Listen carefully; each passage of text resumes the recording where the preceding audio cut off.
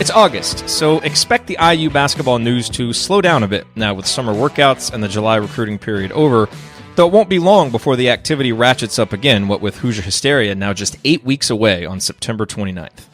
On that night at Simon Skjodt Assembly Hall, we will see the official IU debuts of heralded freshmen Romeo Langford, Jerome Hunter, Robert Finney, Demezy Anderson, and Jake Forrester.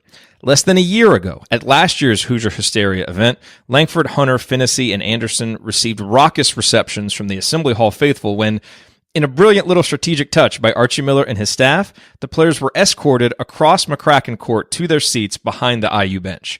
Each player got to experience what it's like to feel the love from Hoosier Nation. This year, another handful of highly regarded Hoosier recruits will get to experience the same thing. Time will tell if the McCracken Court escort becomes a recurring Hoosier Hysteria event, but regardless, Indiana fans will undoubtedly find a way to let prospects like Trace Jackson Davis, Keon Brooks, and others know just how much they are wanted in Bloomington. And speaking of Jackson Davis, he made the biggest news over the weekend when he tweeted out his final 6 schools and then laid out his visit plans in discussions with several recruiting reporters. As expected, Indiana was on the list, along with Big Ten foes Purdue, Michigan State, and Iowa, plus Wake Forest and UCLA. Jackson Davis plans to visit all 6 schools, telling Corey Evans of Rivals that he will make official visits to UCLA, Iowa, Wake Forest, Indiana, and Michigan State, with Purdue receiving an unofficial visit thereafter. It is widely assumed that Indiana is the clear frontrunner in this recruitment, but clearly, Jackson Davis wants to at least explore his options and lean all the way into the recruiting process. As well he should.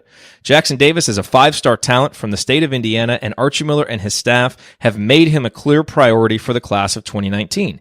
He knows he can commit to Indiana when he's ready, so why not experience some other campuses to be certain? While all Indiana fans would love to have Jackson Davis's commitment in the fold, me included, so that he can anchor the much-anticipated class of 2019 and possibly attract other top players, the Center Grove big man with the NBA bloodlines only gets to have this experience and make this decision once. He should indulge the process as much as he desires and do whatever he thinks he needs to do to be certain he's making the right call. We'll all just continue waiting patiently, hoping that he decides Bloomington is the place for him to be, because in-state players like Trace Jackson Davis are the kinds of players around which banner-worthy teams are built.